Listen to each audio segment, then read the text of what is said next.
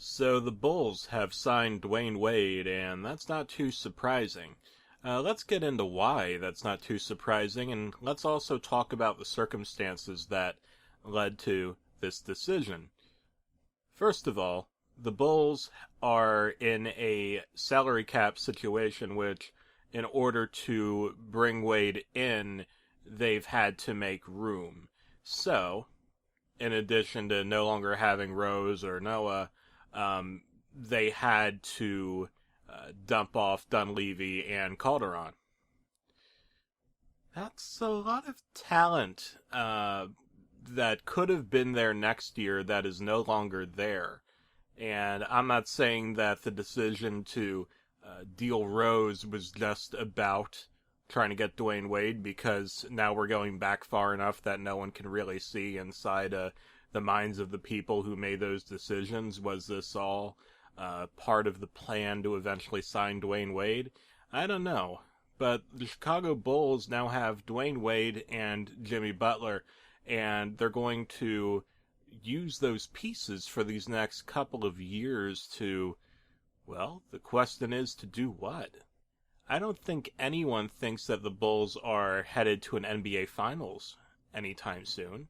They have work to do, and even if Dwyane Wade, who's 34 years old and has knee issues, even if he does stay healthy, yeah, they got up to Toronto, the Miami Heat did, in the playoffs this year, but, in LeBron's Eastern Conference, in the Cavs Eastern Conference, I just don't see how the Bulls, even if they add a couple other solid pieces, how are they going to compete with the Cleveland Cavaliers? And the answer is they're not, and that's why I don't think this move for Dwyane Wade had anything to do with trying to add another ring to the trophy box, to the trophy case, because he's not going to get one in Chicago.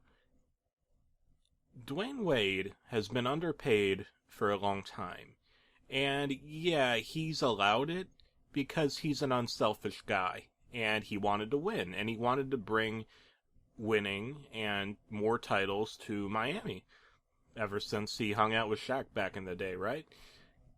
So the fact is, reportedly Pat Riley didn't talk to Dwyane Wade at all. No calls, that is, during this whole process. You could tell that there was a divorce. Dwyane wanted a guaranteed third year. No one, not just Miami, no one was offering that. But it wasn't just about money, because we're at least being told that the Denver Nuggets offered Dwyane Wade a 2-year, $52 million contract, and what I'm seeing here is his Bulls contract is closer to $47 million, so he may have shaved something like $5 million off this contract to sign with Chicago. And what does that mean? He really wanted to sign with Chicago.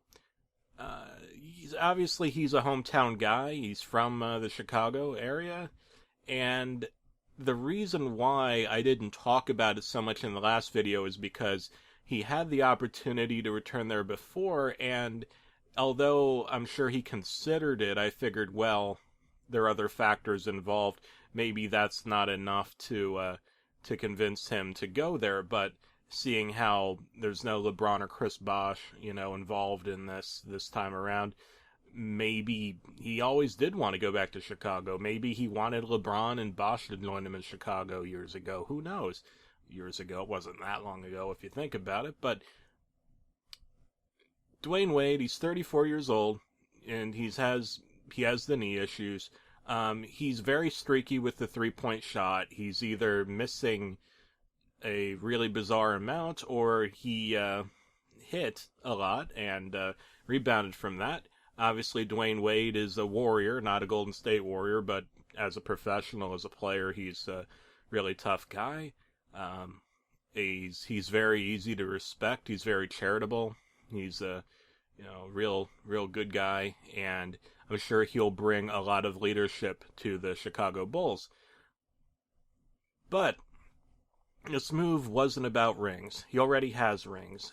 This move was about him being respected.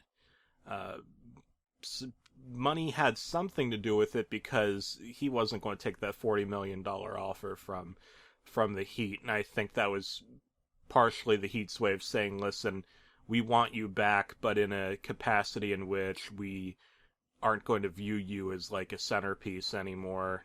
You could be a contributor on this team, and we love you, but we're not going to pay you the kind of money you're looking for. And after years of not being paid the kind of money he was looking for, it makes sense that he went elsewhere to get that money.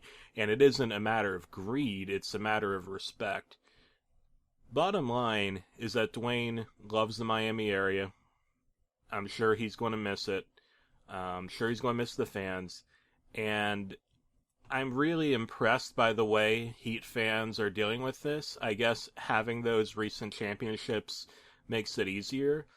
But even so, it seems like people understand.